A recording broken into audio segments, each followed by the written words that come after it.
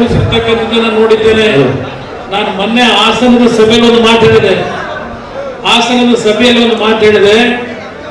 ನಿಖಿಲ್ ಕುಮಾರಸ್ವಾಮಿ ಕಳೆದ ಚುನಾವಣೆಯಲ್ಲಿ ಎಂದೂ ಅವನ ಸೋಲನ್ನು ನಾನು ಒಪ್ಪಲಿಕ್ಕೆ ತಯಾರಾಗಿಲ್ಲ. ಜಿಲ್ಲೆಯ ಜನತೆ ನಿಖಿಲ್ ಕುಮಾರಸ್ವಾಮಿಯನ್ನ ಆಶೀರ್ವಾದ ಮಾಡಿದ್ರು. ಕೆಲವು ಕುತಂತ್ರದ ರಾಜಕಾರಣದಿಂದ ಅವತ್ತು ನಿಖಿಲ್ ಚುನಾವಣೆ ಸೋತಿದ್ದಾನ ಹೊರತು ಜಿಲ್ಲೆಯ ಜನತೆ ನಿಖಿಲ್ನ ಸೋಲಿಸಿಲ್ಲ ಅನ್ನೋದನ್ನ ಮೊನ್ನೆ ಹಾಸನದಲ್ಲೂ ಮಾತಾಡಿದ್ದೇನೆ. ನಾನು ಹೇಳಿದ್ದೇನೆ, ಇಲ್ಲಿ ಆದಂತ ಕುತಂತ್ರದ ರಾಜಕಾರಣದಿಂದ ನನ್ನ ಮನೆಗೆ ಆದಂತ ಒಂದು ಸೋಲು ಅನ್ನೋದೇನಿದೆ ಅಲ್ಲಿ ಆಗಬಾರದು ಅಂತ ಹೇಳಿ ಬಂದಿದ್ದೇನೆ. ಈ ಚುನಾವಣೆ ನನ್ನ ಜೀವನದಲ್ಲಿ ಒಂದು ಮಾತು ಹೇಳ್ತೇನೆ, ಮಂಡ್ಯ ಜಿಲ್ಲೆಯನ್ನ ನಾವೇನಾದ್ರೂ ಈ ಪಾರ್ಲಿಮೆಂಟ್ ಚುನಾವಣೆಯಲ್ಲಿ ಕಳ್ಕೊಂಡ್ರೆ ನಾವು ಇದ್ದು ಸತ್ತಾಗಿ ಅಂತಕ್ಕಂಥದ್ದು ನನಗೆ ಗೊತ್ತಿದೆ. ನಾನು ಕೊನೆಯ ಹಂತದಲ್ಲಿ ನನ್ನಲ್ಲಿರ್ತಕ್ಕಂಥ ಎಲ್ಲಾ ವಿಷಯಗಳನ್ನ ನಿಮ್ಮ ಮುಂದೆ ನಾನೇನು ವಿಷಯಗಳನ್ನು ಪ್ರಸ್ತಾಪ ಮಾಡಬೇಕಾಗಿದೆ, ಹಲವಾರು ವಿಷಯಗಳನ್ನು ಪ್ರಸ್ತಾಪ ಮಾಡಬೇಕಾಗಿದೆ. ಇವತ್ತು ಒಂದು ದಿನ ಇವತ್ತೇನು ಇಷ್ಟೊಂದು ಉತ್ಸಾಹದಲ್ಲಿ ನಮಗೆ ನೀವು ಸೂಚನೆ ಕೊಡ್ಲಿಕ್ಕೆ ಏನು ಬಂದಿದ್ದೀರಿ ಗೊತ್ತಿದೆ. ನೀವು ಬಂದಿರ್ತಕ್ಕಂಥದ್ದು ಯಾಕೆ ಅಂತ ಹೇಳಿ ಎಲ್ಲದಕ್ಕೂ ನಾನು ಎಲ್ಲಾ ವಿಷಯಗಳನ್ನು ಪ್ರಸ್ತಾಪ ಮಾಡ್ತೀನಿ. ನಿಮಗೆ ನಿರಾಸೆ ನಾನು ಮಾಡ್ಲಿಕ್ಕೆ ತಯಾರಾಗಿಲ್ಲ. ಅದರಿಂದ ನೀವೆಲ್ಲರೂ ನಮ್ಮ ನಾಯಕರುಗಳು ಏನು ಮಾತಾಡಬೇಕು ಅಂತ ಇದ್ದಾರೆ ಅವ್ರ ಮಾತುಗಳು ಕೇಳಿ ಸಮಾಧಾನವಾಗಿ ಕೊನೆಗೆ ನನಗೆ ಮಾತಾಡಕ್ಕೆ ಅವಕಾಶ ಕೊಡಿ. ಸಭೆ ಸುಗಮವಾಗಲಿ. ಇವತ್ತು ನಿಮ್ಮ ಕೂಗೇನಿದೆ, ಇವತ್ತು ಜನತಾದಳ ಮುಗಿಸಿದ್ದೇವೆ ಅಂತಕ್ಕಂಥದ್ದು ಹೇಳಿದ್ದಾರೆ. ಅದೆಲ್ಲದಕ್ಕೂ ಉತ್ತರ ನೀವೇ ಕೊಡಬೇಕು. ನಿಮ್ಮಿಂದ ಉತ್ತರ ಇವತ್ತು ಬರಬೇಕಾಗಿರೋದು. ಅದರಿಂದ ಕೊನೆಯದಾಗಿ ನಾನು ಮಾತಾಡ್ತೀನಿ, ಕೈ ಜೋಡಿಸಿ ಮನವಿ ಮಾಡ್ತೀನಿ, ನಾಯಕರುಗಳಿಗೆ ಮಾತಾಡ್ಲಿಕ್ಕೆ ಅವಕಾಶ ಕೊಡಿ. ಕೈ ಜೋಡಿ, ಯಾಕಂದ್ರೆ ನನ್ನ ಮೇಲೆ ಗೌರವ ಇದ್ದಾರೆ, ನನ್ನ ಮೇಲೆ ಪ್ರೀತಿ ಇಟ್ಕೊಂಡಿದ್ದಾರೆ. ಬೇರೆಯವರು ಮಾತಾಡ್ಲಿಕ್ಕೆ ಅವಕಾಶ ಕೊಡಿ. ಕೊನೆಯದಾಗಿ ನಾನು ಮಾತಾಡ್ತೀನಿ. ದಯವಿಟ್ಟು ಭಾರತ್ ಮಾತಾ ಕಿ, ಎಚ್ ಡಿ ಕುಮಾರಣ್ಣಗೆ, ಜಾತೀಯ ಜನತಾದಳ ಪಕ್ಷಕ್ಕೆ, ಎಚ್ ಡಿ ದೇವೇಗೌಡರಿಗೆ, ನಿಖಿಲ್ ಕುಮಾರಸ್ವಾಮಿ ಅವರಿಗೆ. ಈಗ ಅಣ್ಣ ಹೇಳಿದ್ರು ಒಂದ್ ನಿಮಿಷ ನಾವು ಪಕ್ಷದ ವತಿಯಿಂದ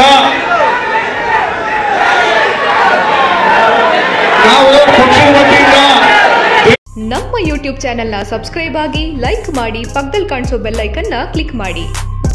ಬಹುಶಃ ನಾಳೆ ದಿನಾಂಕವನ್ನು ನಿಗದಿ ಮಾಡ್ತಾ ಇದ್ದಾರೆ. ಆ ಹಿನ್ನೆಲೆಯಲ್ಲಿ ಇವತ್ತಿನ ದಿನ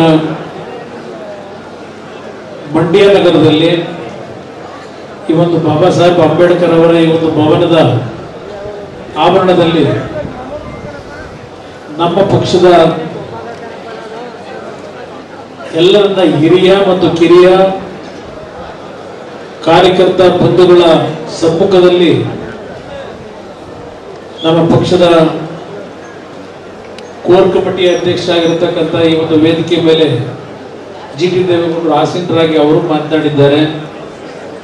ನನ್ನ ಆತ್ಮೀಯ ಸ್ನೇಹಿತರುಗಳಾಗಿರ್ತಕ್ಕಂಥ ಹಿರಿಯರು ಆಗಿರ್ತಕ್ಕಂಥ ಶಾಸಕ ಮಿತ್ರಗಳು, ಮಾಜಿ ಶಾಸಕ ಮಿತ್ರಗಳು ಆಗಿದ್ದಂಥ ಎಲ್ಲ ಆತ್ಮೀಯ ಸ್ನೇಹಿತರು, ಹಿರಿಯರಾಗಿರ್ತಕ್ಕಂಥ ತಮ್ಮಣ್ಣವರು, ಪುಟ್ಟರಾಜು ಅವರು, ರವೀಂದ್ರ ಶ್ರೀಕಂಠಯ್ಯನವರು, ಡಾಕ್ಟರ್ ಅನ್ನದಾನಿ ಅವರು, ಸುರೇಶ್ ಗೌಡ್ರು ಹಾಗೂ ನಮ್ಮ ಜಿಲ್ಲೆಯ ಏಕೈಕ ಶಾಸಕರು ಅಂತಕ್ಕಂಥದ್ದು ಏನು ಹೇಳ್ತಾ ಇದ್ದೀರಿ, ಆತ್ಮೀಯ ಸ್ನೇಹಿತರು ಅವರು, ಅದೇ ರೀತಿಯಲ್ಲಿ ಹಿರಿಯರಾಗಿರ್ತಕ್ಕಂಥ ಶಿವಕುಮಾರ್ ಅವರು, ಅವರೆಲ್ಲ ರಾಜಕಾರಣ ಮಾಡಬೇಕಾದ್ರೆ ನಾವು ಸಣ್ಣ ಮಕ್ಕಳು, ಅವರು ದೇವೇಗೌಡರ ಜೊತೆಯಲ್ಲಿ ರಾಜಕೀಯವನ್ನು ಮಾಡಬೇಕಾದ್ರೆ ನಾವು ಸಣ್ಣ ಮಕ್ಕಳುಗಳು ಬಹುಶಃ ದೂರದಲ್ಲಿ ನಿಂತ್ಕೊಂಡು ನೋಡ್ತಿದ್ವು ಅವ್ರ ರಾಜಕೀಯವನ್ನು. ತುಂಬಾ ಸಿದ್ದರಾಮೇಗೌಡರಿದ್ದಾರೆ, ನಮ್ಮ ಅಂಬುಜಕ್ಕ ಅವರಿದ್ದಾರೆ, ಅದೇ ರೀತಿಯಲ್ಲಿ ಗುರುಚರಣ್ ಅವರು ಕನ್ನಡದ ಚುನಾವಣೆಯಲ್ಲಿ ನಮ್ಮ ತಮ್ಮಣ್ಣವರು ಯಾವತ್ತು ಮದ್ದೂರಿನ ವಿಧಾನಸಭಾ ಕ್ಷೇತ್ರದಲ್ಲಿ ಬಹುಶಃ ಒಬ್ಬ ಶಾಸಕ ಯಾವ ರೀತಿಯಲ್ಲಿ ಕೆಲಸ ಮಾಡಬಹುದು ಅಂತಕ್ಕಂಥದನ್ನ ಅಭಿವೃದ್ಧಿಗಳ ಮುಖಾಂತರ ಪ್ರಾಮಾಣಿಕವಾದ ಸೇವೆ ಸಲ್ಲಿಸಿದ ತಮ್ಮಣ್ಣವರ ಗೆಲುವಿಗೋಸ್ಕರವಾಗಿ ಗುರುಚರಣ್ ಅವರು ಮತ್ತು ಪಕ್ಷಕ್ಕೆ ಬಂದದ್ದು. ಅವರು ಇದ್ದಾರೆ, ಶ್ರೀಕಂಠೇಗೌಡರಿದ್ದಾರೆ, ಮತ್ತೆ ಕೊನೆಯ ಹಂತದಲ್ಲಿ ಇವತ್ತು ಬಹುಶಃ ಶಾಸಕರಾಗಿ ಕೂರ್ತಾ ಇದ್ರು. ನಮ್ಮಿದ್ದಾರೆ,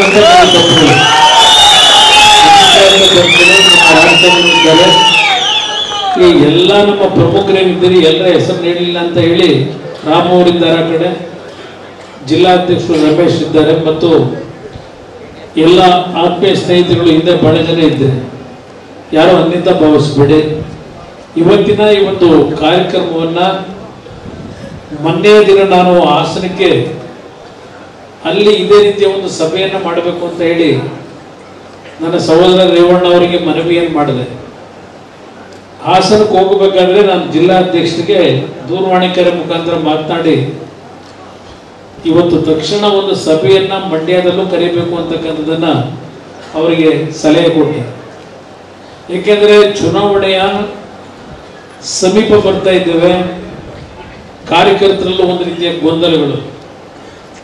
ಏನ್ ನಮ್ಮ ನಾಯಕರುಗಳಿಗೆ ಏನಾಗಿದೆ, ಇವತ್ತು ನಮ್ಗೇನು ಸಂದೇಶ ಕೊಡ್ತಾ ಇದ್ದಾರೆ, ಇವತ್ತು ನಮ್ಮ ಒಂದು ಹೋರಾಟಕ್ಕೆ ಸರಿಯಾದ ರೀತಿಯ ಒಂದು ವಾತಾವರಣವನ್ನ ನಿರ್ಮಾಣ ಮಾಡ್ತಕ್ಕಂಥದ್ರಲ್ಲಿ ನಿರ್ಲಕ್ಷ್ಯವನ್ನು ಏನು ಮಾಡ್ತಾ ಇದ್ದಾರೋ, ಈ ರೀತಿಯ ಭಾವನೆಗಳು ನಿಮ್ಮಲ್ಲಿ ಬಂದಿರತಕ್ಕಂಥದ್ದು ಸಹಜ. ಆ ಹಿನ್ನೆಲೆಯಲ್ಲಿ ನಿಖಿಲ್ ಅವರು ಹಲವಾರು ಬಾರಿ ಹೇಳಿದರು, ನಾನು ಪ್ರತಿ ವಿಧಾನಸಭಾ ಕ್ಷೇತ್ರದಲ್ಲಿ ಕಾರ್ಯಕರ್ತಗಳ ಸಮಾವೇಶಗಳನ್ನ ಮಾಡಬೇಕು ಅಂತ ನಿರ್ಧಾರ ಮಾಡಿದ್ದೇನೆ ಅಂತಕ್ಕಂಥದ್ದು ನಾನು ಮಾಡಿರ್ತಕ್ಕಂಥದ್ದು ಹೇಳಿದ್ದೆ. ಆದರೆ ಆ ಕಾಲ ಕೂಡ ಬಂದಿರಲಿಲ್ಲ. ನಾನು ಮೊನ್ನೆ ದಿನ ಹೇಳಿದ ನಂತರ ಇವತ್ತು ಕೇವಲ ಒಂದೇ ದಿನದಲ್ಲಿ ಕೇವಲ ದೂರವಾಣಿ ಮುಖಾಂತರ ನಿಮ್ಮಗಳಿಗೆ ಗಮನ ಏನು ಕೊಟ್ಟಿದ್ದಾರೆ, ನಿಮ್ಮನ್ನು ಕರೆದಿದ್ದಾರೆ ಸಭೆಗೆ ಬರಲಿಕ್ಕೆ. ಬಹುಶಃ ಇವತ್ತು ನಡೀತಾ ಇರತಕ್ಕಂಥ ಈ ಸಭೆಯ ಇವತ್ತಿನ ಒಂದು ನಿಮ್ಮ ಉತ್ಸಾಹ, ನಿಮ್ಮಲ್ಲಿರ್ತಕ್ಕಂಥ ಈ ಪಕ್ಷದ ಬಗ್ಗೆ ಇರ್ತಕ್ಕಂಥ ಪಕ್ಷ ಅನ್ನೋದಕ್ಕಿಂತ ಹೆಚ್ಚಾಗಿ ನಾನು ಪದಬಳಕೆ ಮಾಡತಕ್ಕಂಥದ್ದು ಸನ್ಮಾನ್ಯ ದೇವೇಗೌಡರ ಬಗ್ಗೆ ಇಟ್ಟಿರ್ತಕ್ಕಂಥ ನಿಮ್ಮ ಪ್ರೀತಿ ವಿಶ್ವಾಸಗಳು. ಅದರ ಹಿನ್ನೆಲೆಯಲ್ಲಿ ಇವತ್ತು ಈ ಒಂದು ಕಾರ್ಯಕ್ರಮದಲ್ಲಿ ಸಭಾಂಗಣ ಸಂಪೂರ್ಣ ಭರ್ತಿಯಾಗಿ, ಸಭಾಂಗಣದಿಂದ ಹೊರಗೆ ಇಲ್ಲಿ ಇರ್ತಕ್ಕಂಥ ಜನರು 2 ಪಟ್ಟು ಜನ ಹೊರಗಡೆ ಬೆಳಗ್ಗೆಯಿಂದ ಇದ್ದಾರೆ. ಅಲ್ಲೊಂದು ವಿಡಿಯೋ ಸ್ಕ್ರೀನ್ ಹಾಕಿದ್ದೇನೆ, ಅದನ್ನು ನಾನು ನೋಡಿದೆ ಬರಬೇಕಾದ್ರೆ. ಅತ್ಯಂತ ಇವತ್ತಿನ ಈ ಒಂದು ಕಾರ್ಯಕ್ರಮದಲ್ಲಿ ತಾವೇನು ಭಾಗವಹಿಸಿ ಒಂದು ಸಂದೇಶ ನಾವು ನಿಮಗೆ ಕೊಡ್ಲಿಕ್ಕೆ ಬಂದಂಥದ್ದಲ್ಲ, ಈಗ ನೀವು ನಮಗೆ ಕೊಟ್ಟಿದ್ದೀರಿ ಈ ಸಂದೇಶ ಅಂತಕ್ಕಂಥದ್ದು ನನ್ನ ಅಭಿಪ್ರಾಯ. ಇದಕ್ಕೆ ಪ್ರಥಮವಾಗಿ ನಿಮ್ಮೆಲ್ಲರಿಗೆ ನನ್ನ ಗೌರವಪೂರ್ವಕವಾದ ವಂದನೆಗಳನ್ನು ಸಲ್ಲಿಸಲಿಕ್ಕೆ ಬಯಸ್ತಾ ಇದ್ದೇನೆ. ನಮ್ಮ ಮಾಧ್ಯಮದ ಸ್ನೇಹಿತರುಗಳು ಇದ್ದಾರೆ. ಬಹುಶಃ ಮಾಧ್ಯಮದ ಸ್ನೇಹಿತರುಗಳು ಕಳೆದ ಬಾರಿ ಬಹುಶಃ ನಮ್ಮ ಗೆಲುವಿಗೆ 2019 ಚುನಾವಣೆ ಸ್ವಲ್ಪ ಸಹಕಾರ ಕಡಿಮೆ ಇತ್ತು. ಆದರೆ ಈ ಬಾರಿ ಬಹುಶಃ ಮಾಧ್ಯಮದ ಸ್ನೇಹಿತರಿಂದ ಉತ್ತಮವಾದಂಥ ಸಹಕಾರ ದೊರಕಬಹುದು ಅಂತಕ್ಕಂಥದ್ದು ನಾನು ನಿರೀಕ್ಷೆ ಇಟ್ಕೊಂಡಿದ್ದೇನೆ. ನಾನು ಮೊನ್ನೆ ದಿನ ಹಾಸನದಲ್ಲಿ ಸಭೆಯಲ್ಲಿ ಭಾಗವಹಿಸಿದಾಗ ನಾನು ಒಂದು ಮಾತನ್ನು ಹೇಳಿದ್ದೇನೆ. ಹಾಸನ ಜಿಲ್ಲೆಯ ಎಲ್ಲ ಹಿರಿಯರು ಬಂದಿದ್ದರು. ಯಾಕೆಂದ್ರೆ ಸ್ವಲ್ಪ ಹಾಸನದಲ್ಲಿ ಒಂದು ಸಮಸ್ಯೆಗಳಿದ್ದಾಗ ಇಲ್ಲಿ ಮಂಡ್ಯ ಜಿಲ್ಲೆಯಲ್ಲಿ ಒಂದು ರೀತಿಯ ಸಮಸ್ಯೆಗಳನ್ನು ಎದುರಿಸ್ತಾ ಇದ್ದೇವೆ, ಹಾಸನದಲ್ಲೂ ಸ್ವಲ್ಪ ಸಮಸ್ಯೆಗಳಿದ್ದಾವೆ.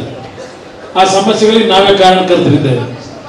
ಇವತ್ತು ಇರ್ತಕ್ಕಂಥ ತಪ್ಪುಗಳನ್ನ ಸರಿಪಡಿಸಬೇಕು ಅಂತಲೇ ನಾನೇ ಖುದ್ದು ಹಾಸನಕ್ಕೆ ಹೋದಂಥದ್ದು. ಅಲ್ಲಿ ಸ್ವಲ್ಪ ಬೇರೆ ಬೇರೆ ರೀತಿಯ ಒಂದು ವಾತಾವರಣ ಇರೋದಷ್ಟೇ ಅಲ್ಲ, ಅಲ್ಲಿಯ ಒಂದು ಚುನಾವಣೆಯ ಹಿನ್ನೆಲೆ ಈ ಬಾರಿ ಜನತಾದಳಕ್ಕೆ ಸ್ವಲ್ಪ ಸಮಸ್ಯೆಗಳಿದೆ ಅಂತಕ್ಕಂಥದ್ದು ಅಪಪ್ರಚಾರಗಳು ನಡೀತಾ ಇದೆ. ಆ ಹಿನ್ನೆಲೆಯಲ್ಲಿ ಆ ಒಂದು ಅಪಪ್ರಚಾರಕ್ಕೆ ಒಂದು ಅಂತಿಮ ಇತಿಶ್ರೀ ಆಡಿ ಅಲ್ಲಿಯ ನಮ್ಮ ಕಾರ್ಯಕರ್ತರು ಪುನಃ ಒಂದು ಕ್ಷೇತ್ರವನ್ನು ಉಳಿಸ್ಕೊಳ್ಳಿಕ್ಕೆ ಅವರ ಸಹಕಾರ ಕೋರಲಿಕ್ಕೆ ನಾನೇನು ಹೋಗಿದ್ದೆ. ಬಹುಶಃ ಸಭೆಯ ತೀರ್ಮಾನದ ನಂತರ ನನ್ನ ಹಲವಾರು ಭಾವನೆಗಳನ್ನು ಅವರ ಮುಂದೆ ವ್ಯಕ್ತಪಡಿಸಿದ್ದೇನೆ. ಅಲ್ಲಿಂದ ನನಗೆ ಮೊನ್ನೆಯಿಂದ ಹಲವಾರು ದೂರವಾಣಿ ಕರೆಗಳು ಬಂತು. ಒಂದು ಮಾತನ್ನು ಹೇಳೋದು, ಕುಮಾರಣ್ಣ ನೀನು ಬಂದು ಏನು ಕೆಲವು ವಿಷಯಗಳನ್ನು ಪ್ರಸ್ತಾಪ ಮಾಡಿದ್ದೀಯಾ, ಸತ್ಯವನ್ನು ಹೇಳಿದ್ದೀಯಾ. ಇವತ್ತು ಯಾರು ಚುನಾವಣೆಯಲ್ಲಿ ನಿರಾಸಕ್ತಿಯಿಂದ ಇದ್ರು ಅವರಲ್ಲೇ ಒಂದು ರೀತಿಯಲ್ಲಿ ಉತ್ಸಾಹ ಪ್ರಾರಂಭ ಆಗಿ, ಇಲ್ಲ ಈ ಬಾರಿ ಕುಮಾರಣ್ಣ ನಮ್ಮ ಮನಸ್ಸಿಗಿರ್ತಕ್ಕಂಥ ನೋವನ್ನ ನಾವೇ ಸರಿಪಡಿಸಬೇಕು, ಏನೇ ಒಂದು ತಪ್ಪುಗಳಾಗಿದ್ರು ಅಂತಕ್ಕಂಥದ್ದು ಅಲ್ಲಿ ಈಗಾಗಲೇ ಜನ ಮಾತನಾಡ್ತಾ ಇದ್ದಾರೆ ಅಂತಕ್ಕಂಥ ಒಂದು ವಿಷಯಗಳನ್ನು ನನಗೆ ಮೊನ್ನೆಯಿಂದ ಕೆಲವರು ದೂರವಾಣಿ ಮುಖಾಂತರ ಮಾತನಾಡ್ತಾ ಇದ್ದಾರೆ. ಒಂದು ನೆಮ್ಮದಿ ನನಗೆ, ನಾನು ಹೋದಂಥದ್ದು ಒಂದು ಸಾರ್ಥಕ ಆಗಿದೆ ಅಲ್ಲಿ ಹಾಸನದಲ್ಲಿ ಅಂತಕ್ಕಂಥ ಬಹಳ ವಿಷಯಗಳನ್ನು ಚರ್ಚೆ ಮಾಡಿದ್ದೇನೆ. ಬಹುಶಃ ಸೋಷಿಯಲ್ ಮೀಡಿಯಾದಲ್ಲಿ ನನ್ನ ಭಾಷಣ ಸಂಪೂರ್ಣವಾಗಿ ಪ್ರಚಾರ ಮಾಡಿದ್ದಾರೆ, ಬಹಳ ಜನ ನೋಡಿದ್ದಾರೆ. ಬಹುಶಃ ನನ್ನ ಒಂದು ಪದ ಬಳಕೆ ಏನಿದೆ ಅದು ನಾನು ಮಾತಾಡದಂಥದ್ದಲ್ಲ ಅಂತ ನನ್ನ ಅಭಿಪ್ರಾಯ. ಆ ಶೃಂಗೇರಿ ಶಾರದಾಂಬೆ ನನ್ನ ಆ ಒಂದು ಸಭೆಯಲ್ಲಿ ಆ ತಾಯಿ ನನ್ನಿಂದ ಪದ ಬಳಕೆಯನ್ನು ಮಾಡಿಸಿದ್ದಾಳೆ ಅಂತಕ್ಕಂಥದ್ದು ನಾನು ಈಗಲೂ ಸಹ ತಾಯಿಯನ್ನು ಸ್ಮರಿಸಿಕೊಂಡೆ. ಇವತ್ತಿನ ಈ ಸಭೆಯಲ್ಲೂ ನಾನು ತಾಯಿ ಚಾಮುಂಡೇಶ್ವರಿಗೆ, ತಾಯಿ ಶೃಂಗೇರಿ ಶಾರದಾ ಮಾತೆಗೆ ಮನಸ್ಸಿನಲ್ಲೇ ಪ್ರಾರ್ಥನೆ ಸಲ್ಲಿಸ್ಕೊಂಡಿದ್ದೇನೆ. ನನ್ನಿಂದ ಇವತ್ತು ಯಾವೊಂದು ನನ್ನ ಬೆಳೆಸಿರ್ತಕ್ಕಂಥ, ನಮ್ಮ ಪಕ್ಷವನ್ನು ಬೆಳೆಸಿರ್ತಕ್ಕಂಥ ದೇವೇಗೌಡರ ಸುದೀರ್ಘ ಒಂದು ರಾಜಕಾರಣದ 60 ವರ್ಷದ ಅವರ ರಾಜಕೀಯ ಪಯಣಕ್ಕೆ ಅತ್ಯಂತ ಹೆಚ್ಚಿನ ಶಕ್ತಿಯನ್ನು ಕೊಟ್ಟಂಥದ್ದು ಹಾಸನ ಜಿಲ್ಲೆಗಿಂತ ಮಂಡ್ಯ ಜಿಲ್ಲೆ ಅಂತಕ್ಕಂಥದ್ದನ್ನ ನಾವು ಎಂದೂ ಮರೆಯಲ್ಲ. ಇವತ್ತು ಇಂಥ ನಿಮ್ಮಗಳ ಮುಂದೆ ಈ ಒಂದು ಸಭೆಯ ಮುಖಾಂತರ ಮಂಡ್ಯ ಜಿಲ್ಲೆಯ ಜನತೆಗೆ ಒಂದು ಸಂದೇಶವನ್ನು ಕೊಡಲಿಕ್ಕೆ ಇಲ್ಲಿ ನಿಂತಿದ್ದೇನೆ. ನಾನು ಏನು ಮಾತನಾಡ್ತೇನೆ ಅದು ಯಾವುದೇ ಒಂದು ನಾಟಕೀಯವಾದಂಥ ಮಾತುಗಳಲ್ಲ ಅಂತಕ್ಕಂಥದ್ದನ್ನ ಆ ತಾಯಿ ಚಾಮುಂಡೇಶ್ವರಿನ ಸ್ಮರಿಸ್ಕೊಂಡು ಹೇಳಲಿಕ್ಕೆ ಬಯಸ್ತೇನೆ. ನಮ್ಮ ಕುಟುಂಬದಲ್ಲಿ ನಾನಾಗಲಿ ನಮ್ಮ ತಂದೆಯವರಾಗಲಿ ಯಾರಿಗೂ ದ್ರೋಹ ಮಾಡಿದಂಥವರಲ್ಲ. ನಮ್ಮದಂಥವ್ರಿಗೆ ಎಂಥ ಒಂದು ಸಮಸ್ಯೆಗಳಿದ್ರು ಅವರು ಬದುಕಬೇಕು ಅಂತ ಹೇಳಿ ಪ್ರಾಮಾಣಿಕ ಅವ್ರ ಜೊತೆಯಲ್ಲಿ ಕೈ ಜೋಡಿಸಿ ಕೆಲಸ ಮಾಡಿರ್ತಕ್ಕಂಥವ್ರು. ಯಾರಾದರೂ ಒಬ್ರು ಬೆಳೀತಾರೆ ಅಂದಾಗ ಬೆಳಿಲಿಕ್ಕೆ ಎಲ್ಲ ರೀತಿಯ ನಮ್ಮ ಕೈಲಾದ ಮಟ್ಟಿಗೆ ಅವರಿಗೆ ಹಿಂಭಾಗವಾಗಿ ನಿಂತು ಶಕ್ತಿ ತುಂಬಿರ್ತಕ್ಕಂಥ ನಮ್ಮ ಒಂದು ಬದುಕೇನಿದೆ ಆ ಬದುಕಿನಲ್ಲಿ ಹಲವಾರು ರೀತಿಯ ಘಟನೆಗಳು ನಡೆದೋಗಿದ್ದಾವೆ. ಇದೆಲ್ಲ ಏನೋ ಒಂದು ನಮ್ಮ ಪೂರ್ವಜನ್ಮದ ಕರ್ಮ ಅಂತಕ್ಕಂಥದ್ದು ನನ್ನ ಅಭಿಪ್ರಾಯ. ಇವತ್ತು ಈ ಕಾರ್ಯಕ್ರಮದಲ್ಲಿ ಸಭೆಗೆ ನಾವು ಬಂದಾಗ ತಮ್ಮೆಲ್ಲರ ಒಂದು ಭಾವನೆಗಳು ಏನಿವತ್ತು ಆ ಒಂದು ಕೂಗಿದೆ ನಿಮ್ಮಲ್ಲಿ, ನಿಮ್ಮ ಹೃದಯದಲ್ಲಿ ಇಲ್ಲ ಇವತ್ತು ನಿಖಿಲ್ ಕುಮಾರಸ್ವಾಮಿಯವರು ಕುಮಾರಸ್ವಾಮಿನ ಅಭ್ಯರ್ಥಿ ಆಗಬೇಕು ಅಂತಕ್ಕಂಥದ್ದು ಈ ಸಭೆಯಲ್ಲಿ ನಿರ್ಣಯ ಆಗಬೇಕು ಅಂತ ಏನು ಬಂದಿದ್ದೀರಿ, ಅದಕ್ಕೆ ನಾನು ಶಿರಸಾವಹಿಸಿ ನಿಮ್ಮ ಪಾದಕ್ಕೆ ನಮಸ್ಕಾರ ಮಾಡ್ತಕ್ಕಂಥವ್ನ. ಯಾಕೆಂದ್ರೆ ನಮ್ಮ ಪಕ್ಷದ ಶಕ್ತಿ ನೀವೇ. ನಿಮ್ಮ ಮಾತಿಗೆ ನಾವು ಯಾವುದೇ ಕಾರಣಕ್ಕೂ ಎಂದೂ ಸಹ ಅಪಚಾರ ಮಾಡ್ತಕ್ಕಂಥವ್ರಲ್ಲ. ಆದರೆ ಕೆಲವು ವಿಷಯಗಳನ್ನ ನಿಮ್ಮ ಮುಂದೆ ನಾನು ಇಡಲೇಬೇಕಾಗಿದೆ. ಯಾರೂ ಈ ಸಭೆಯಲ್ಲಿ ಅನ್ಯತಾ ಭಾವಿಸಬೇಡಿ. ಇವತ್ತು ಈ ಒಂದು ಲೋಕಸಭೆ ಚುನಾವಣೆಗೆ ಹಲವಾರು ಸಭೆಗಳನ್ನು ಸನ್ಮಾನ್ಯ ದೇವೇಗೌಡರು ಸಹ ಮಾಡಿದ್ದಾರೆ, ನಾನು ಮಾತನಾಡಿದ್ದೇನೆ. ನಮ್ಮ ಎಲ್ಲ ನಾಯಕರುಗಳು ಕೂತು ಹಲವಾರು ವಿಷಯಗಳನ್ನು ಪ್ರಸ್ತಾಪ ಮಾಡಿದ್ದೇನೆ. GT ದೇವೇಗೌಡರ ನಾಯಕತ್ವದಲ್ಲೇ ನಮ್ಮ ತೋಟದಲ್ಲಿ ಈಗ ಒಂದು ಬಹುಶಃ ಇನ್ನೊಂದು ತಿಂಗಳಾಗಿರ್ಬೇಕೇನೋ, 15-20 ದಿವಸ ಆಗಿರ್ಬೋದು. ಅವರ ನಾಯಕತ್ವದಲ್ಲೇ ಒಂದು ಸಭೆ ಮಾಡೋದು. ಬೆಳಗಿನ ಜಾವ 12 ಗಂಟೆ 2 ಗಂಟೆವರೆಗೂ ಎಲ್ಲರೂ ಕೂತು ನಾವು ಚರ್ಚೆ ಮಾಡಿ ಎಲ್ಲರೂ ಒಂದು ಉತ್ತಮವಾದ ರೀತಿಯಲ್ಲಿ ಮನಸ್ಸಿನಲ್ಲಿರ್ತಕ್ಕಂಥ ಎಲ್ಲ ವಿಷಯಗಳು ಚರ್ಚೆ ಮಾಡ್ಕೊಂಡಿದ್ದೇವೆ. ನಮ್ಮಲ್ಲಿ ಇರ್ತಕ್ಕಂಥ ಯಾವುದೋ ಸಣ್ಣ ಪುಟ್ಟ ಲೋಪದೋಷಗಳು ಏನೇ ಇದ್ರು ಅದೆಲ್ಲವನ್ನು ಬಗೆಹರಿಸಿ ನಿಮ್ಮ ದುಡಿಮೆಗೆ ಇವತ್ತು ಎಂದೂ ಅಪಚಾರ ನಾವು ಮಾಡಬಾರದು ಅಂತಕ್ಕಂಥ ಹಿನ್ನೆಲೆಯಲ್ಲಿ ನಾವೆಲ್ಲರೂ ಸ್ಪಷ್ಟವಾದ ನಿರ್ಣಯಗಳನ್ನು ಮಾಡ್ಕೊಂಡಿದ್ದೇವೆ. ಇದರಲ್ಲಿ ಯಾವುದೇ ರೀತಿಯಲ್ಲಿ ನಿಮ್ಮ ಶ್ರಮಕ್ಕೆ ಇವತ್ತು ಈ ಮಂಡ್ಯ ಜಿಲ್ಲೆಯಲ್ಲಿ ಯಾವುದೇ ರೀತಿಯ ಸಮಸ್ಯೆ ಆಗಬಾರದು ಅಂತಕ್ಕಂಥದ್ದು ಇದನ್ನು ಬಹಳ ಸ್ಪಷ್ಟವಾಗಿ ನಿಮ್ಮ ಗಮನಕ್ಕೆ ನಾನು ತರಲಿಕ್ಕೆ ಬಯಸ್ತಾ ಇದ್ದೀನಿ. ಕಳೆದ 1 ವರ್ಷದ ಈ ಒಂದು ಚುನಾವಣೆ ಏನಾಯಿತು, 2019ರ ಲೋಕಸಭಾ ನಮ್ಮ ವಿಧಾನಸಭೆಯ ಚುನಾವಣೆ, ಅದರ ಜೊತೆಗೆ 2019ರ ಲೋಕಸಭೆ ಚುನಾವಣೆ, 2023ರ ಚುನಾವಣೆ ವಿಧಾನಸಭೆ ಚುನಾವಣೆ. ನಾನು ಈಗಲೂ ಸಹ ವೇದಿಕೆ ಮುಖಾಂತರ ಹೇಳ್ತೇನೆ, ಮಂಡ್ಯ ಜಿಲ್ಲೆಯ ಜನತೆ ನಮಗೆ ಅನ್ಯಾಯ ಮಾಡಲಿಲ್ಲ. ಮಂಡ್ಯ ಜಿಲ್ಲೆಯ ಮತದಾರರು ನನ್ನ ತಂದೆ ತಾಯಿಗಳು ಈಗಲೂ ಸಹ ನಮಗೆ ಗೌರವ ತಂದುಕೊಟ್ಟಿರ್ತಕ್ಕಂಥವ್ರು ನೀವು, ಅದರಲ್ಲಿ ಎರಡನೇ ಮಾತಿಲ್ಲ. ಆದರೆ ಒಂದು, ಈ ವೇದಿಕೆ ಮುಖಾಂತರ ಎಲ್ಲ ನನ್ನ ಮಂಡ್ಯ ಜಿಲ್ಲೆಯ ಮತದಾರ ಬಂಧುಗಳು ನನ್ನ ತಂದೆ ತಾಯಿಗಳು ಈ ಪಕ್ಷವನ್ನ ಹಲವಾರು ವರ್ಷಗಳಿಂದ ಬೆಳೆಸಿದ್ದೀರಿ, ಉಳಿಸಿದ್ದೀರಿ. ಹಲವಾರು ಬಾರಿ ಕೆಲವು ತಪ್ಪುಗಳು ಮಾಡ್ಕೊಂಡಿದ್ದೇವೆ. ಪ್ರತಿ ಕುಟುಂಬದಲ್ಲಿ ನೀವು ಜನ್ಮ ಕೊಟ್ಟಂತ ನಿಮ್ಮ ಮಕ್ಕಳು ಸಹ ತಪ್ಪು ಮಾಡ್ತಕ್ಕಂಥದ್ದು ನಾವು ಕಾಣ್ತೀವಿ ಪ್ರತಿ ಕುಟುಂಬದಲ್ಲಿ. ಇವತ್ತು ಸಹ ಈ ರಾಜಕಾರಣದಲ್ಲಿ ನಮ್ಮಿಂದ ಕೆಲವು ತಪ್ಪುಗಳಾಗಿರ್ಬೋದು, ಇಲ್ಲಿರ್ತಕ್ಕಂಥ ನಮ್ಮ ಶಾಸಕರಿದ್ದ ಕೆಲವು ಸಣ್ಣ ಪುಟ್ಟ ತಪ್ಪುಗಳು ನಿಮ್ಮ ಹೃದಯದಲ್ಲಿ ಎಲ್ಲ ಒಂದು ಕಡೆ ಅಸಮಾಧಾನವೂ ಬಂದಿರಬಹುದು. ಆದರೆ ಈ ವೇದಿಕೆ ಮುಖಾಂತರ ನಾನು ಮುಂದೆ ಏನು ಮಾತನಾಡಬೇಕು ಅಂತ ಇದ್ದೇನೆ, ಮುಂಚಿತವಾಗಿ ಇಲ್ಲಿರ್ತಕ್ಕಂಥ ಬೆಳೆಸಿರ್ತಕ್ಕಂಥ ನಿಮ್ಮಗಳ ಮುಂದೆ ಈ ಒಂದು ಜಿಲ್ಲೆಯ ಜನತೆಗೆ ಒಂದು ಸ್ಪಷ್ಟವಾದಂಥ ಒಂದು ಮನವಿ ಮಾಡಲಿಕ್ಕೆ ಬಯಸ್ತಾ ಇದ್ದೇನೆ. ನಮ್ಮಿಂದ ಏನಾದರೂ ತಪ್ಪಾಗಿದ್ರೆ, ನಿಮ್ಮ ಮನಸ್ಸಿನಲ್ಲಿ ನಮ್ಮ ನಡವಳಿಕೆಗಳಿಂದ ಏನಾದರೂ ನಾವು ದಾರಿ ತಪ್ಪಿದ್ದೇವೆ ಅಂತಕ್ಕಂಥ ಹಿನ್ನೆಲೆಯಲ್ಲಿ ಕಳೆದ ವಿಧಾನಸಭಾ ಚುನಾವಣೆಯಲ್ಲಿ ನಾನಿವತ್ತು ನಾಗಮಂಗಲದಲ್ಲಿ ಜನ ಸೋಲಿಸಿದ್ದಾರೆ ಅಂತ ನಾನು ಹೇಳಲಿಕ್ಕೆ ಸಾಧ್ಯ ಇಲ್ಲ. ಮತ ಕೊಟ್ಟಿದ್ದೀರಿ, ನೀವು ಮತ ಕೊಟ್ಟಿದ್ದೀರಿ, ಆದರೆ ನಮ್ಮಲ್ಲೇ ಕೆಲವು ದೋಷಗಳಾಗಿದ್ದಾವೆ. ಪ್ರತಿಯೊಂದು ಕ್ಷೇತ್ರದ ಬಗ್ಗೆ ನಾನು ಹೇಳಲಿಕ್ಕೆ ಹೋದರೆ ನಮ್ಮ ತಪ್ಪುಗಳಿಂದ ಆ ಚುನಾವಣೆಯಲ್ಲಿ ಹಿನ್ನಡೆ ಆಗಿದೆ. ಆ ತಪ್ಪುಗಳನ್ನು ತಿದ್ದುಕೊಳ್ತಕ್ಕಂಥದ್ದಕ್ಕೆ ಇವತ್ತು ಅವರೆಲ್ಲರ ಪರವಾಗಿ ನಾನು ನಿಮ್ಮಲ್ಲಿ ಮನವಿ ಮಾಡ್ತಕ್ಕಂಥದ್ದು, ನೀವು ಬೆಳೆಸಿರ್ತಕ್ಕಂಥ ನಿಮ್ಮ ಕುಟುಂಬದ ಮಕ್ಕಳು ಅಂತಕ್ಕಂಥ ಭಾವನೆ ನಾನೇನು ಹೊಂದಿದ್ದೇನೆ. ಮತ್ತೆ ನಾವು ತಪ್ಪು ಮಾಡಿರ್ತಕ್ಕಂಥದ್ದು ಸಹಜ, ಮನುಷ್ಯನಿಗೆ ತಪ್ಪು ಮಾಡ್ತಕ್ಕಂಥ ಸಹಜ. ಸರಿಪಡಿಸ್ಕೊಳ್ತಕ್ಕಂಥದ್ದು ನಮ್ಮ ಕೈಲೇ ಇದ್ದಾರೆ.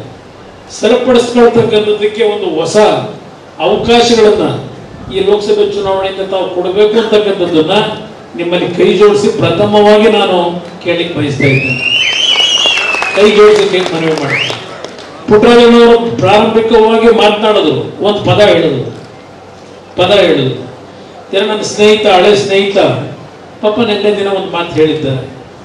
ದೇವೇಗೌಡರು ಕುಟುಂಬ ಹೊಟ್ಟೆಪಾಡಿಗೋಸ್ಕರವಾಗಿ ಇವತ್ತು ಬಿಜೆಪಿ ಜೊತೆ ಕೈ ಜೋಡಿಸಿದ್ದಾರೆ. ದೇವೇಗೌಡರ ಕುಟುಂಬ ಹೊಟ್ಟೆಪಾಡಿಗೋಸ್ಕರ ನಾವಿವಾಗ ಬಿಜೆಪಿಯವ್ರ ಜೊತೆ ಕೈ ಜೋಡಿಸ್ತಾ ಇದ್ದೇವೆ ಅಂತಕ್ಕಂಥ ಪದ ಬಳಕೆ ಮಾಡಿದ್ದಾರೆ. ಪಾಪ ಅವ್ರು ಬಹಳ ಕಷ್ಟಪಟ್ಟು ಬಂದಿರತಕ್ಕಂಥದ್ದು. ಯಾರ ಮುಂದೆ ಅವರು ಹಿಂದೆ 20-30 ವರ್ಷಗಳ ಹಿಂದೆ ಹೊಟ್ಟೆಪಾಡಿ ಕೈ ಇಟ್ಕೊಂಡು ಹೋಗಿರಲಿಲ್ಲ. ಹುಟ್ಟದಾಗಲೇ ಅವ್ರು ಬಹಳ ಬಹುಶಃ ಇಲ್ಲೆಲ್ಲೋ ಬಹಳ ದೊಡ್ಡ ಮಹಾರಾಜರು ವಂಶದವ್ರು ಬಂದವರು ಅಂತ ಕಾಣಿಸ್ತದೆ. ಅವ್ರು ಯಾವ ರೀತಿ ಬಂದಿದ್ದಾರೆ, ಯಾವ ರೀತಿ ಬೆಳೆದ್ರು ಅಂತಕ್ಕಂಥದ್ದು ಬಹುಶಃ ನಾಗಮಂಗಲದಲ್ಲಿ ಬಂದಿರತಕ್ಕಂಥ ಹಲವಾರು ಪ್ರಮುಖರಿಗೆ ನನಗಿಂತ ಹೆಚ್ಚಾಗಿ ನಿಮ್ಮಲ್ಲಿ ಮಾಹಿತಿ ಒಂದು ಈ ಸಂದರ್ಭದಲ್ಲಿ ನಾನು ಹೇಳಲಿಕ್ಕೆ ಬಯಸ್ತೇನೆ. 1999ರ ವಿಧಾನಸಭೆ ಚುನಾವಣೆ ಅವತ್ತು ಜನತಾದಳದಿಂದ ಅವರು ಅಭ್ಯರ್ಥಿ ಆದರು. ನಮ್ಮಲ್ಲಿ 10 ಜನ ಶಾಸಕರು ಆಯ್ಕೆ ಆಗಿದ್ರು. ಆ ಸಂದರ್ಭದಲ್ಲಿ 1999 ನಾನು ಸೋತಿದ್ದೆ, ದೇವೇಗೌಡರು ಸೋತಿದ್ರು, ರೇವಣ್ಣ ಅವರು ಸೋತಿದ್ರು, ಸಿದ್ದರಾಮಯ್ಯನವರು ನಮ್ಮ ಪಕ್ಷದಲ್ಲಿ ಇದ್ರು, ಅವರು ಚುನಾವಣೆಯಲ್ಲಿ ಸೋತಿದ್ರು. ನಾನು ಬಹುಶಃ ಈಗಲೂ ನಾನು ನೆನಪಿದೆ, ಒಂದು ಬಾರಿ 2 ವರ್ಷ ಆಗಿತ್ತು ಚುನಾವಣೆಗೆ. ಎಸ್ ಎಂ ಕೃಷ್ಣ ಅವರು ಮುಖ್ಯಮಂತ್ರಿಗಳು, ಇವರು ನಮ್ಮ ಜೊತೆಗಿದ್ದರು. ಬೆಳ್ಳೂರು ಕ್ರಾಸ್ನಲ್ಲಿ ಒಂದು ಕನ್ನಡ ರಾಜ್ಯೋತ್ಸವ ಕಾರ್ಯಕ್ರಮಕ್ಕೆ ಅವರ ಜೊತೆ ಭಾಗವಹಿಸಿದ್ದೆ ನಾನು. ಅಲ್ಲಿ ನಾನು ಒಂದು ಮಾತು ಹೇಳಿದೆ ನಾಗಮಂಗಲದ ತಂದೆ ತಾಯಿದ್ರಿಗೆ ಸಭೆಯಲ್ಲಿ, ಬೆಳ್ಳೂರು ಕ್ರಾಸ್ನಲ್ಲಿ, ದಯವಿಟ್ಟು ಚಲುವರಾಯ ಸ್ವಾಮಿ ಮೇಲೆ ಯಾರು ಆಕ್ರೋಶಕ್ಕೊಳಗಾಗಬೇಡಿ. ಅಭಿವೃದ್ಧಿ ಆಗಿಲ್ಲ ಅಂತಕ್ಕಂಥದ್ದು ಇವತ್ತೇನಾದರೂ ಇಲ್ಲಿ ನಿಮ್ಮ ಮನಸ್ಸಿನಲ್ಲಿದ್ದರೆ ಅದಕ್ಕೆ ಕಾರಣ ಅವರು ವಿರೋಧ ಪಕ್ಷದಲ್ಲಿದ್ದಾರೆ. ಇವತ್ತು ಆಡಳಿತ ಪಕ್ಷದಲ್ಲಿ ಕೆಲಸಗಳು ಮಾಡತಕ್ಕಂಥದ್ದು ಕಷ್ಟ ಇದೆ. ಆದರೂ ಒಂದು ಮಾತನ್ನ ಕೊಡ್ತೇನೆ, ಬೆಳ್ಳೂರು ಕ್ರಾಸ್ ನನ್ನ ತಂದೆ ತಾಯಂದರಿಗೆ, ಮುಂದೆ ನಡೆಯತಕ್ಕಂಥ ಚುನಾವಣೆಯಲ್ಲಿ ನಮ್ಮ ಪಕ್ಷ ಅಧಿಕಾರಕ್ಕೆ ಬರುತ್ತೆ ಅಂತಕ್ಕಂಥ ಒಂದು ವಿಶ್ವಾಸ ಇಟ್ಟುಕೊಂಡಿದ್ದೇನೆ. ಅವತ್ತು ನಾಗಮಂಗಲದ ಜನತೆಯ ಋಣ ತೀರಿಸಲಿಕ್ಕೆ ಚಲುವರಾಯ ಸ್ವಾಮಿ ಅವ್ರನ್ನ ಮಂತ್ರಿ ಮಾಡ್ಲಿಕ್ಕೆ ಪ್ರಯತ್ನ ಪಡ್ತೀನಿ. ಈ ಪದವನ್ನು ಬೆಳ್ಳೂರು ಕ್ರಾಸ್ನಲ್ಲಿ ಹೇಳಿದಂಥದ್ದು ನಿಮ್ಮ ಮುಂದೆ ಸ್ಮರಿಸ್ಕೊಳ್ಳಿಕ್ಕೆ ಬಯಸ್ತಾ ಇದ್ದೇನೆ. ಇವತ್ತು ಇದನ್ನು ಈ ಮಾತನ್ನು, ಯಾಕೆಂದ್ರೆ ನಾವು ಹೊಟ್ಟೆಪಾಡಿನಾರ ನಾವು, ಇವರೆಲ್ಲ ಪಾಪ ಜನಗಳ ಉದ್ಧಾರ ಮಾಡ್ಲಿಕ್ಕೆ ಬಂದಿರತಕ್ಕಂಥ ಮಹಾನುಭಾವರುಗಳು. ಅದಾದ ನಂತರ 2004 ಯಾವ ಪಕ್ಷಕ್ಕೂ ಬಹುಮತ ಬರಲಿಲ್ಲ. ಪುಟ್ಟರಾಜಣ್ಣ ಈಗ ನೆನಪಿಸ್ಕೊಂಡ್ರಲ್ಲ, ಬೆಳಗಿನ ಜಾವ 3:30-4 ಗಂಟೆಯಲ್ಲಿ ಕರ್ಕೊಂಡೋದು ಪುಟ್ಟರಾಜಣ್ಣ ಅವರು ನನ್ನ ದೇವೇಗೌಡರ ಹತ್ರಕ್ಕೆ. ಬೆಳಗಿನ ಜಾವ 4:30-5 ಗಂಟೆ ಇರಬೇಕು. ಇಲ್ಲ ನಾವು ಗೋವಾದಿಂದ ಬಂದು, ಎಲ್ಲಿಂದ ಬಂದೋಣ, ಅವತ್ತು ಗೋವಾದಿಂದ ಅದು ಸ್ಪೆಷಲ್ ಫ್ಲೈಟಲ್ಲೇ ಬಂದು, ಯಾಕೆಂದ್ರೆ ಆಗ ಸ್ವಲ್ಪ ಸರ್ಕಾರ ಮಾಡ್ತೀವಿ ಅಂತ ಹೇಳಿ ನಮಗೆ ಸ್ವಲ್ಪ ಫ್ಲೈಟ್ ಟಿಕೆಟ್ ಕೊಡೋರು ಇದ್ರು ಶ್ರೀಮಂತರುಗಳು. ಬಂದು ಅದರಲ್ಲೇ ಬಂದು ನಮ್ಗೆ ಕರ್ಕೊಂಬಂದ, ಕರ್ಕೊಂಬಂದ MLA ಗೊತ್ತಾಗದ ಪುಟ್ಟರಾಜಣ್ಣ ದೇವೇಗೌಡರ ಮನೆಗೆ. ಅವತ್ತು ದೊಡ್ಡವರು ಕೂರಿಸ್ಕೊಂಡು ನನಗೆ ಹೇಳಿದ್ರು, ಕೊಡಪ್ಪ ನೀನು ಕಲಿಯುಗದ ರಾಮ ಆಗಬೇಡ, ದಶರಥ ರಾಮ ಆಗೋ ಅಂತ ಬಹಳ ಹೇಳಿದ್ರು. ಹಳೆ ಕಥೆಗಳನ್ನೆಲ್ಲ ಹೇಳಿದ್ರು ದೊಡ್ಡವರು. ನಾವು ಕೇಳಿಸ್ಕೊಂಡು ನಾವು ಕಣ್ಣಲ್ಲಿ ನೀರಾಗ್ತೀವಿ, ನಮ್ಮ ತಾಯಿನೂ ಕಣ್ಣಲ್ಲಿ ನೀರಾಗ್ತೀವಿ. ಅದೆಲ್ಲ ಒಂದು ಇತಿಹಾಸ ಇದೆ. ಅದಕ್ಕಿಂತ ಮುಂಚೆ 2004 ಫಲಿತಾಂಶ ಬಂದಾಗ ಸರ್ಕಾರ ರಚನೆ ಕಾಂಗ್ರೆಸ್ ಜೊತೆನೆ ಮಾಡೋದು. ಕಾಂಗ್ರೆಸ್ಗೆ ಸರ್ಕಾರ ಮಾಡಿ 6 ಜನ ನಮ್ಮ ಪಕ್ಷದ ಮಂತ್ರಿಗಳು, 6 ಜನ ಕಾಂಗ್ರೆಸ್ ಮಂತ್ರಿಗಳು. ನನಗೆ ಕನಿಷ್ಠ 6 ತಿಂಗಳು ಪಾಪ ಇವತ್ತೇನು ನಾವು ಹೊಟ್ಟೆಪಾಡ್ನವರು ಅಂತ ಹೇಳಿದ್ದಾರೆ, ಮಂತ್ರಿ ಮಾಡಲಿಲ್ಲ ಅಂತ 6 ತಿಂಗಳು ನನ್ನ ಬೆಳಗಿನ ಜಾವ 2 ಗಂಟೆ 3 ಗಂಟೆಗೆ ಮನೆಗೆ ಹೋಗ್ಬಿಡ್ಲಿಲ್ಲ. ಪ್ರತಿನಿತ್ಯ ಇವ್ರು ಗೋಳು ಕೇಳೋದೇ ಆಯ್ತು. ನಾನು ಇವ್ರಿಗೋಸ್ಕರವಾಗಿ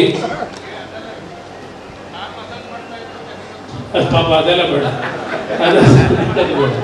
ಇವ್ರಿಗೋಸ್ಕರವಾಗಿ ಇವ್ರನ್ನ ಮಂತ್ರಿ ಮಾಡಲಿಕ್ಕೆ ಕೊನೆಗೆ ನಾನು ನಮ್ಮ ಶಾಸಕರ ಸಭೆ ಕರೆದೆ. 58 ಜನ ನಮ್ಮ ಪಕ್ಷದಿಂದ ಆಯ್ಕೆ ಆಗಿದ್ರು. ಅದರಲ್ಲಿ ನಮ್ಮ ಜೀವಿತ ಸಹ ಇದ್ರು, ಶಾಸಕರಾಗಿದ್ರು. ಹುಣಸೂರಿನಿಂದ ಗೆದ್ದಿದ್ರು. 58 ಶಾಸಕರಲ್ಲಿ 6 ಜನ ಮಂತ್ರಿಗಳಿದ್ರು. ಸಿದ್ದರಾಮಯ್ಯನವರು ಉಪಮುಖ್ಯಮಂತ್ರಿಗಳು, ನಮ್ಮ ರೇವಣ್ಣ ಸಹೋದರ ಅವನು ಮಂತ್ರಿ ಆಗಿದ್ದ. ಆ 58 ಜನ ಶಾಸಕರಲ್ಲಿ 6 ಜನ ಮಂತ್ರಿಗಳಿದ್ರು, 52 ಜನ ಏನಿದ್ರು ಶಾಸಕರು. 50 ಜನ ಶಾಸಕರು ನಾನು ಕರೆದಂತ ಸಭೆಗೆ ಮೊದಲನೇ ಬಾರಿಗೆ ಬಂದರು. ಆ ಸಭೆಯಲ್ಲಿ ಚರ್ಚೆಗಳಾಯ್ತು. ಒಂದು 2 ತಿಂಗಳು ಬಹಳ ದೊಡ್ಡ ಕಥೆ ಆಯ್ತು, ಸಂಘರ್ಷ. ಅದೆಲ್ಲ ಉದ್ಘಾಟನೆ ಹೇಳಲಿಕ್ಕೆ ಹೋಗಿದ್ವಿ. ಇವ್ರನ್ನ ಮಂತ್ರಿ ಮಾಡ್ಲಿಕ್ಕೋಸ್ಕರವಾಗಿ 50 ಜನ ಶಾಸಕರನ್ನ ಒಂದ್ ಕಡೆ ಕಲೆ ಆಗಿದೆ. ಸೀನಿಯರ್ ಲೀಡರ್ ಇದ್ದಾರೆ. ಅದಾಯ್ತು. ಕೊನೆಗೆ ಮಂತ್ರಿ ಮಂಡಲ ರಚನೆ ಆಗೋದಕ್ಕೆ ತೀರ್ಮಾನಗಳಾದವು. ಇದೇ PTR ಸಿಂಧೆ ಅವ್ರ ಮನೆಯಲ್ಲಿ ರಾತ್ರಿ 12 ಗಂಟೆ ಇದೇ ಸಿದ್ದರಾಮಯ್ಯನವರು, ಇದೇ ದೇವೇಗೌಡರು, MP ಪ್ರಕಾಶ್ ಇವರೆಲ್ಲ ಕೂತಿದ್ದಾರೆ. ಯಾರನ್ನು ಮಂತ್ರಿ ಮಾಡಬೇಕು ಅಂತ ಹೇಳಿ ಆ ಸಭೆಯಲ್ಲಿ ಅಂತಿಮವಾಗಿ ಮಂತ್ರಿ ಲಿಸ್ಟ್ ಯಾರನ್ನು ಕಳ್ಸಕ್ ಹೊರಟ್ರು. ಇಲ್ಲಿ ಇನ್ನೊಬ್ರು ಪಾಪ ಬಹಳ ದೊಡ್ಡ ಮನುಷ್ಯರಿದ್ದಾರೆ, ನಮ್ಮ ರಮೇಶ್ ಕೊಂಡಿ ಸಿದ್ದೇಗೌಡ ಅಂತ ಇವ್ರು ಕ್ಷೇತ್ರದಲ್ಲಿ. ಆ ತಾಯಿ ನಮ್ಮ ವಿಜಯಕ್ಕ ಏನಿದ್ರು, ವಿಜಯಕ್ಕನ್ನ ಮಂತ್ರಿ ಮಾಡ್ಲಿಕ್ಕೆ ಅಂತೇಳಿ ಅವರ ಹೆಸರು ಸೆಲೆಕ್ಷನ್ ಆಗಿದೆ. ಮಂಡ್ಯದಿಂದ ಶ್ರೀರಂಗಪಟ್ಟಣದಲ್ಲಿ ಅವತ್ತೇನು ವಿಜಯಕ್ಕ ಅವ್ರಿಗೆ ಗೆದ್ದಿದ್ರು, ಅವ್ರನ್ನ ಮಂತ್ರಿ ಮಾಡ್ಲಿಕ್ಕೆ ಹೆಸರು ರೆಕಮೆಂಡ್ ಮಾಡಕ್ ಹೊರಟಿದ್ರು. ನಾನು ಎಲ್ಲ ನಮ್ಮ ಸೀನಿಯರ್ ಲೀಡರ್ಗಳಿಗೆ ಈ ಸರ್ಕಾರ ಕಾಂಗ್ರೆಸ್ ಜೊತೆ ಎಷ್ಟು ದಿವಸ ಇರೋದು ಗೊತ್ತಿಲ್ಲ ನಮಗೆ, ಮತ್ತೆ ನಾವು ಚುನಾವಣೆಗೆ ಹೋಗೋದಕ್ಕೆ ಸ್ವಲ್ಪ ಕೆಲಸ ಮಾಡೋ ಅಂತ ಮಂತ್ರಿ ಮಾಡ್ಕೊಳ್ಳೋದೇ ಇದ್ರೆ ಉಪಯೋಗ ಏನಾಗುತ್ತೆ ಅಂತ ಹೇಳಿ ಅವತ್ತು ವಿಜಯಕ್ಕ ಅವರ ಹೆಸರಿದ್ದನ್ನ ಹೊಡೆಸಾಕ್ದನ್ ನಾನೇ.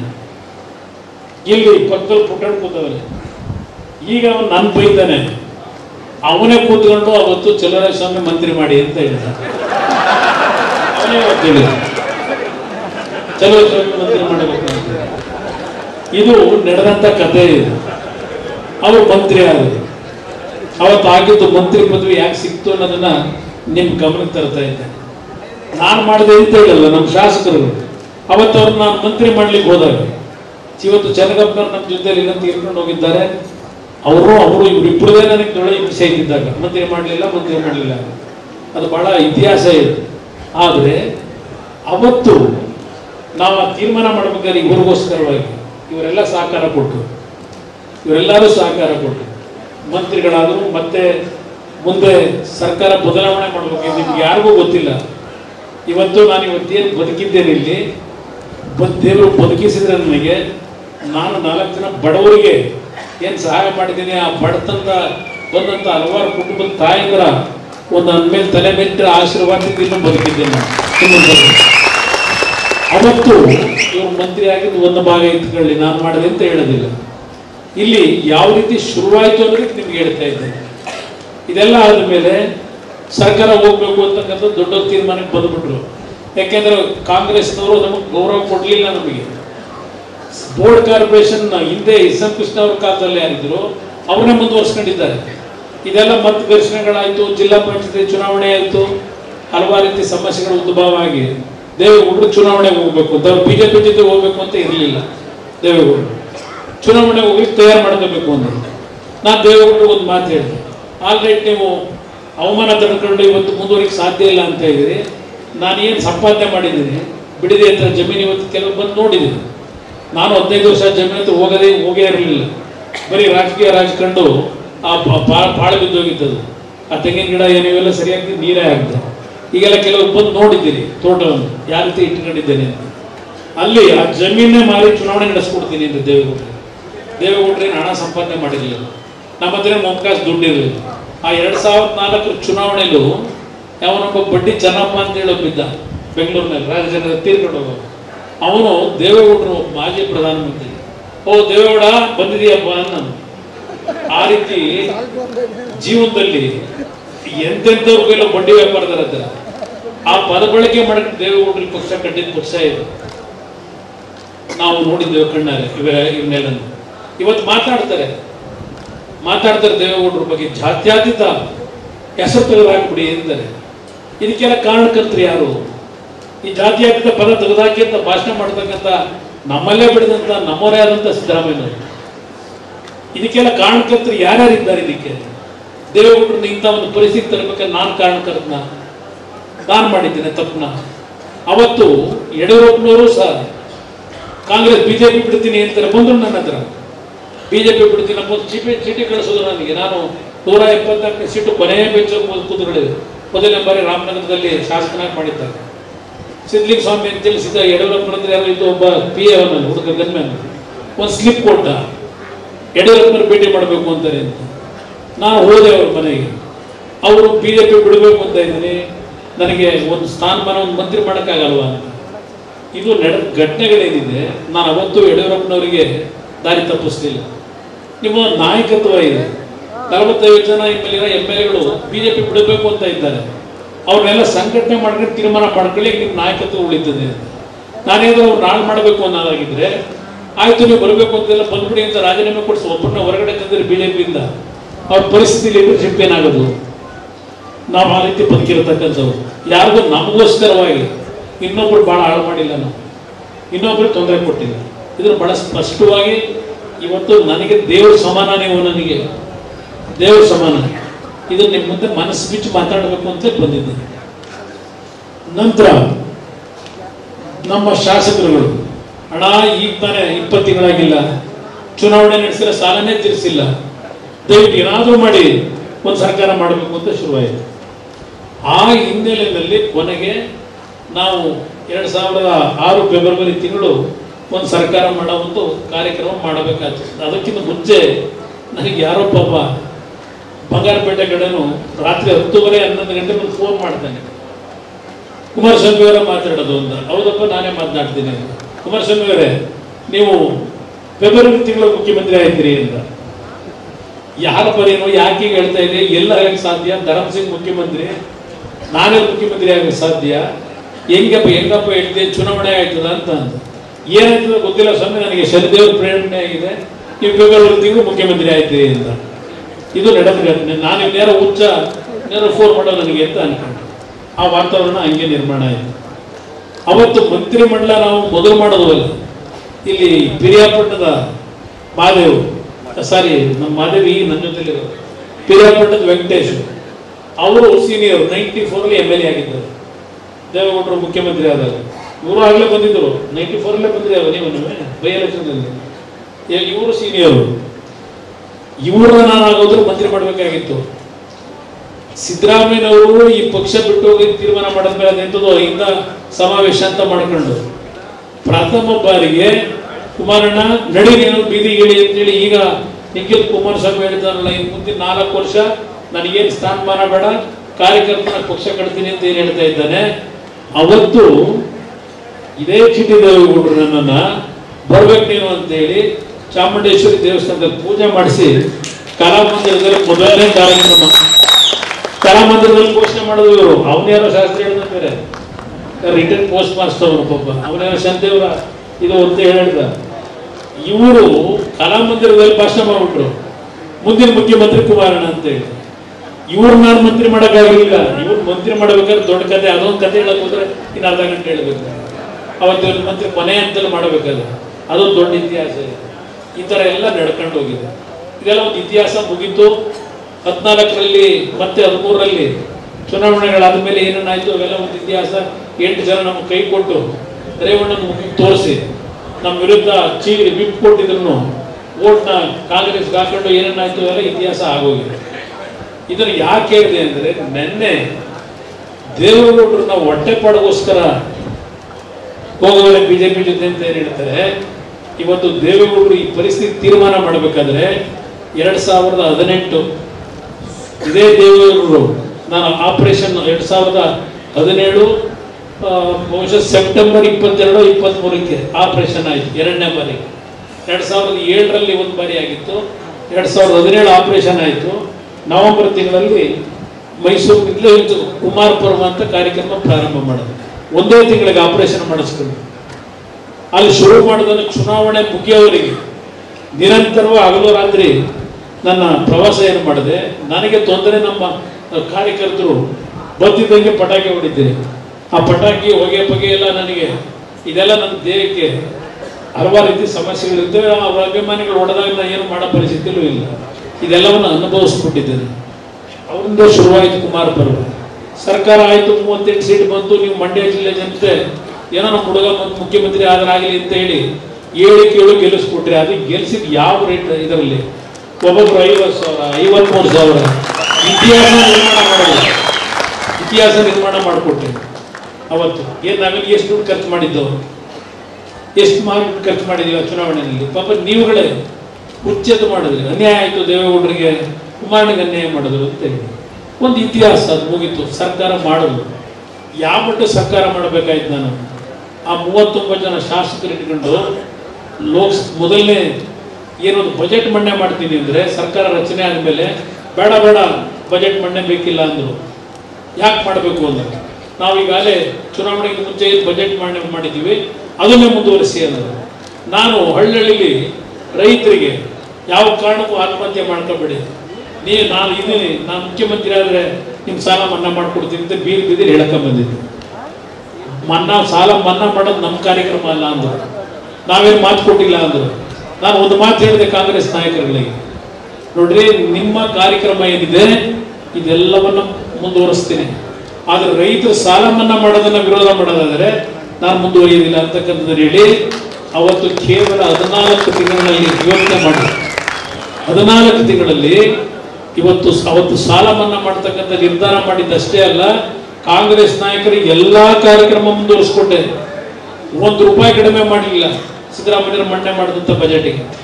ಮಂಡ್ಯ ಜಿಲ್ಲೆಯಲ್ಲಿ ರೈತರ ಸಾಲ ಮನ್ನಾಗೆ ಸುಮಾರು 750 ಕೋಟಿ ಹಣ ಬಂದಿದೆ. ರೈತರು ಸಾಲ ಮನ್ನಾ ಮಾಡಿದ್ದು ಏನು ಮಾಡವ್ರೆ? ರೈತರ ಮಕ್ಕಳು ಅಂತಾರೆ, ಮಣ್ಣಿನ ಮಕ್ಕಳು ಅಂತಾರೆ. ಮನೆಯಲ್ಲಿ ಫಾಸ್ಟ್ ಕೇಳಿದೆ ನಿಮ್ಮ ವಿವಿ ಫಾರ್ಮ್ ಹೌಸ್ ಅಲ್ಲಿ ಏನು ಮಾಡವ್ರೆ ರೈತರಿಗೆ? ಯಾವ ರೈತರ ಮಕ್ಕಳು ಇವರೇ ಯಾವ ರೈತರ ಮಕ್ಕಳು? ಇದು ಹೇಳ್ತಾರೆ ಜಾತ್ಯತೀತ ಪದ ತೆಗೆದುಹಾಕಬೇಕು ಅಂತಾರೆ. ಯಾವ ದೇವೇಗೌಡರು ಅವರ ಜೀವನದಲ್ಲಿ ಪ್ರಧಾನಮಂತ್ರಿಗಳಾಗಿ ಗುಜರಾತ್ನಲ್ಲಿ ಉತ್ತರ ಪ್ರದೇಶದಲ್ಲಿ ಬಿಜೆಪಿ ಸರ್ಕಾರ ಮಾಡಕ್ಕೆ ಅವಕಾಶ ಕೊಡಲಿಲ್ಲ. ಆ ಒಂದು ಇದರಲ್ಲಿ ಬಂದಂಥವರು ಅವರನ್ನ ಅವತ್ತು ಅಂತ ಒಂದು ಇದರಲ್ಲಿ ಬಂದಂಥವ್ರು ವಾಜಪೇಯಿ ಪ್ರಧಾನಮಂತ್ರಿ ಮುಂದುವರಿಸ್ತೀವಿ ಅಂದ್ರು. ದೇವೇಗೌಡರು ಹೊಟ್ಟೆಪಾಡಿಗೆ ಪ್ರಧಾನಮಂತ್ರಿ ಆಗಿದ್ದಲ್ಲ, ಅಲ್ಲಿ ಮುಂದುವರಿಬೇಕು ಅನ್ನೋದಾಗಿದ್ರೆ ವಾಜಪೇಯಿ ಅವರು ಕಾಂಗ್ರೆಸ್ ಟೋಪಿ ಹಾಕಿದ್ರಲ್ಲ, ವಾಜಪೇಯಿ ಅವರು ನಿಮಗೆ ಕೊಡ್ತೀವಿ ಬನ್ನಿ ಪವರ್ನ ಮತ್ತೆ ಅಂತ ಹೇಳಿ ಅವತ್ತು ಹೊಟ್ಟೆಪಾಡು ಮಾಡ್ಕೊಂಡು ರಾಜಕೀಯ ಮಾಡೋದಾಗಿದ್ರೆ ವಾಜಪೇಯಿ ಬೆಂಬಲ ಕೊಡ್ತೀನಿ ಅಂತ ಮತ್ತೆ ಮುಂದುವರಿಬಹುದಾಗಿತ್ತು ಪ್ರಧಾನಮಂತ್ರಿ.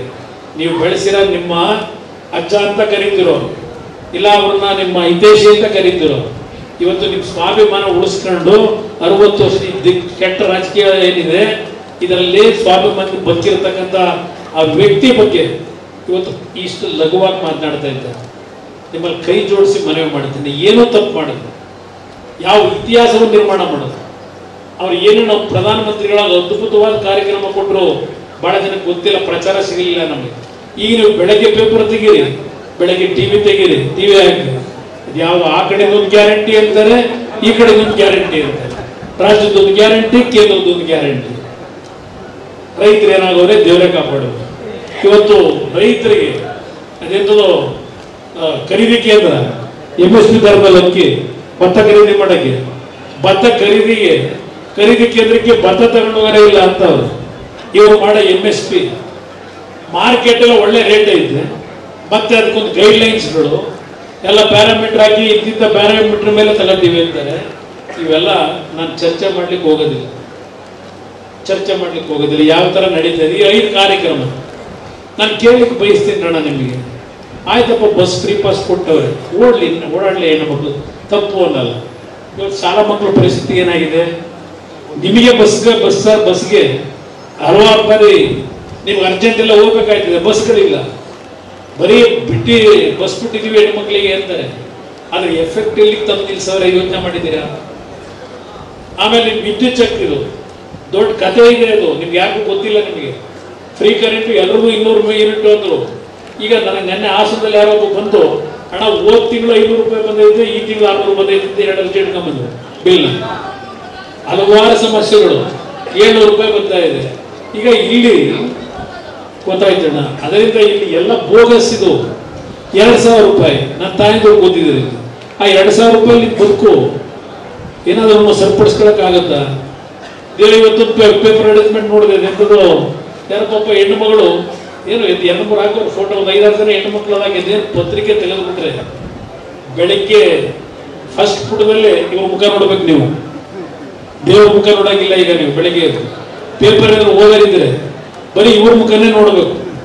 ಅಡ್ವರ್ಟೈಸ್ಮೆಂಟ್ ಗ್ಯಾರಂಟಿ ಗ್ಯಾರಂಟಿ ಗ್ಯಾರಂಟಿ ಅಂತ. ಏನೋ 2000 ರೂಪಾಯಿ ಬಂದಿದ್ದ ಕೊಡ್ತಾವ್ರಂತಲ್ಲ, 5 ತಿಂಗಳು ಬಂದೈತೆ ಅಂತೇನು ಹಾಕೊಂಡವ್ರೆ ಒಂದು ಫೋಟೋ ಹಾಕಿ ಹೆಣ್ಮಗಳದು. ಏನಕ್ಕೆ ಅದಿರಲಿ, ಆ ಕಾರ್ಯಕ್ರಮಗಳು ಅದ್ರ ಬಗ್ಗೆ ಹೇಳ್ತೀನಿ.